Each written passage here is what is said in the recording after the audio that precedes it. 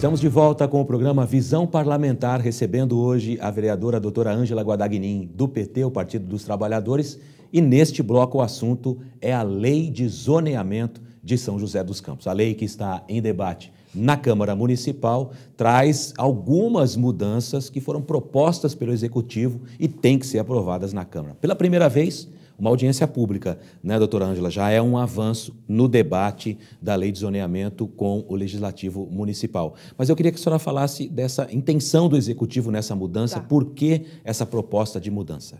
Tá. A lei de zoneamento vem sempre complementar, por isso que chamam lei complementar, vem sempre complementar um plano diretor da cidade. Em 96, a cidade fez um plano diretor, em 97 foi feita uma lei de zoneamento, depois, mais recente, foi feito outro plano diretor e, em 2010, foi aprovado outra lei de zoneamento. Essa lei de zoneamento, agora, que está, então, discutida, na realidade, não é uma nova lei de zoneamento, não está se mudando tudo que já tem aí.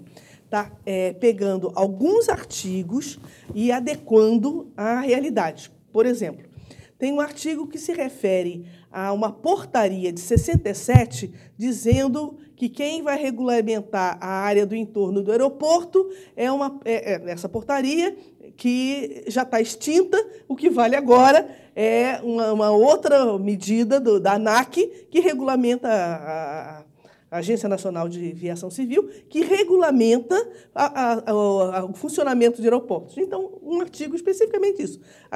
Adequou a uma portaria que não existe mais ao que está vigindo hoje.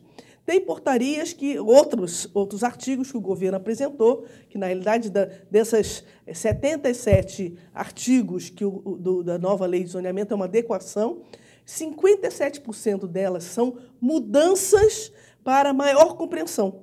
Porque tinha artigos que o empreendedor entendia uma coisa, um funcionário da prefeitura entendia uma coisa e o outro funcionário entendia outra coisa. Então, fica duvidoso e aí isso daí prejudicava a cidade, porque emperrava as aprovações, dificultava as liberações dos alvarás, das autorizações para construção. Então, tem artigos que estão clareando, deixando transparente, de fácil compreensão, para qualquer cidadão, tanto aquele empreendedor, quanto os próprios funcionários da prefeitura que vão analisar os projetos. Então, 57% dos artigos propostos são exatamente isso. Adequações para dar transparência, facilidade de compreensão e que não muda o que está aí. Depois tem alguns que eu acho que depois a gente deve se debruçar um pouquinho melhor, são alguns artigos que vêm regulamentar a possibilidade de construção de moradia popular para a população de baixa renda, de 0 a 3 salários mínimos. Essa lei de zoneamento que está aí é uma lei excludente, não possibilita o investimento, não possibilita a geração de emprego e não possibilita a construção de moradias para habitação popular. E depois tem algumas outras, 30 e poucos % dos artigos, que é para facilitar ao empreendedor, para gerar desenvolvimento, gerar emprego na cidade. Que artigos são esses? Por exemplo, hoje já funciona assim, a lei de zoneamento aprovada em 2010 diz que para o empreendedor construir um prédio de 15 andares, porque se limitou na cidade 15 pavimentos para a construção, ele teria que ter, no mínimo, 1.000 metros quadrados. E colocou como exceções o Aquários e o Floradas de São José, que permitia construção de prédios de 15 andares em 800 metros quadrados. Então, uniformizou todos os locais da cidade. Então, todos os locais da cidade que permite prédios de 15 andares passam a ter a obrigatória de ter um mínimo de lote de 1.000 metros quadrados. Tá? Mas tinha um problema, que se você quiser fazer mais que 60 apartamentos, que é 4 apartamentos num prédio de 4 apartamentos no andar, num prédio de 15 andares, você passava obrigatoriamente para 3.000 metros quadrados. Isso daí inviabiliza quem tem 1.800 metros quadrados, 2.000, 2.500, porque ele tinha que ou construir 1.000 metros quadrados no terreno dele, ou ele tinha que ter 3.000 metros quadrados para construir 64 apartamentos ou 2 blocos no mesmo prédio, no mesmo terreno. Então, está fazendo, algum dos artigos está fazendo exatamente, dando possibilidade de um empreendedor que vai construir imóveis que possa construir num terreno com menos que 3.000 metros, mas o terreno mínimo é 1.000 metros quadrados. Então, eles fizeram coisa de engenheiro, de arquiteto, que faz uma conta matemática lá para dividir a altura do prédio com o tamanho do terreno. Tá? Teve outros artigos que mexem no recuo.